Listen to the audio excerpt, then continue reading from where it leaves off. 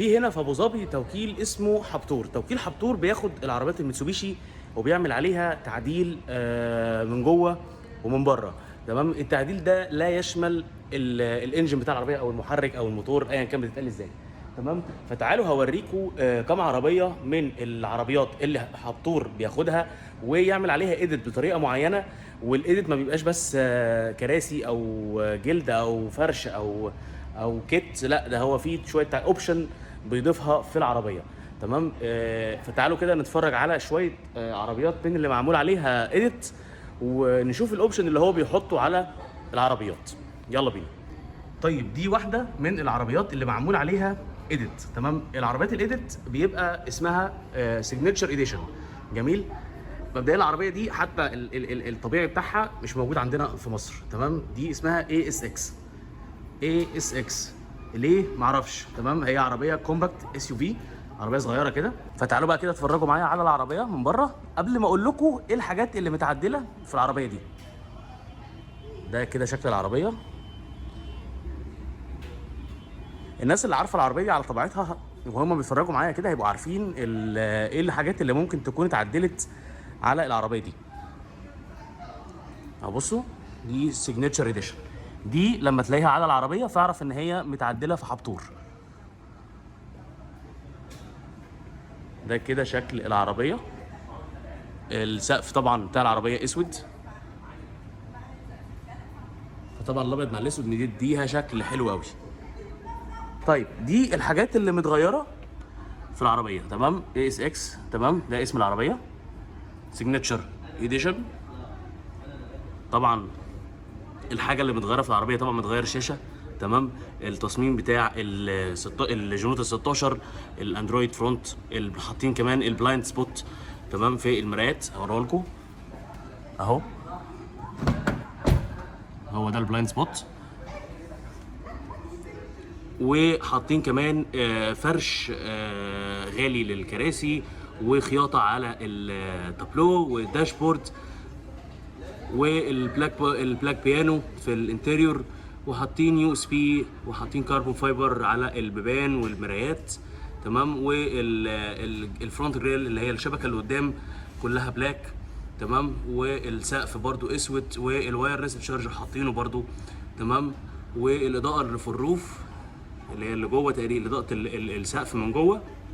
وكمان اليو اس بي اللي ورا والخياطه اللي موجوده على السجاده. فتعالوا بقى كده ايه نشوف الحاجات دي على الطبيعه. احنا لو جينا بصينا بقى هنلاقي كده اهي الشبكه اللي قدام كلها بلاك بيانو. وطبعا اللي هي الجنط متعدل مدون كله اسود. والكربون فايبر اللي موجود على المرايه. تمام. وكمان الجزء اللي ورا اللي هي الحساسات هم مش كاتبينها بس دي برضو مش موجوده في العربيه اصلا. والجزء اللي تحت ده بالكامل الكيت اللي تحت. وبرضو البلايند سبوت اهي عماله تنور عشان انا بقرب من السنسور ده. شايفينها؟ طيب تعالوا بقى نخش جوه ونشوف ايه الحاجات اللي متعدله جوه. ادي جوه احنا قلنا ان في كربون فايبر على الكربون بتاع على البيبان من جوه. فهو ده لزق الكربون فايبر اللي موجود.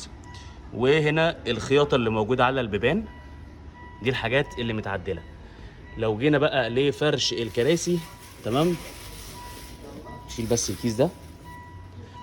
فده شكل الجلد والخياطه باينه قوي ان هي نظيفه جدا. تمام. وبلس كمان السيجنتشر اديشن بتاع اللي موجوده هنا على المسند بتاع الراس. طبعا الكلام ده موجود في كل العربيه، يعني السيجنتشر اديشن دي على كل العربيه. الطاره بتاعت العربيه مش متعدل فيها حاجه زي ما هي. ده مبدئيا شكل لوحه الاعدادات اهي. هنا الحاجات اللي متضافه في هنا الشاشه الكبيره دي تقريبا 10 بوصه. وحاطين الوايرلس تشارجر هنا شكلها تحس ان هي زرار. وبرده الخياطه اللي موجوده على الجنب هنا. سقف العربيه معمول بان هو ينور بالليل. تمام. شايفين كده الحاجات دي المفروض ان هي بتدي اضاءه بالليل. تمام. مع بقى العربيه مع يعني بالظبط مش عارف الميكانيزم بتاع تشغيلها ازاي. ولكن ده بيتعمل في العربيه فبيدي شكلها حلو قوي بالليل. تمام، تحس العربيه السقف فيه نجوم كده.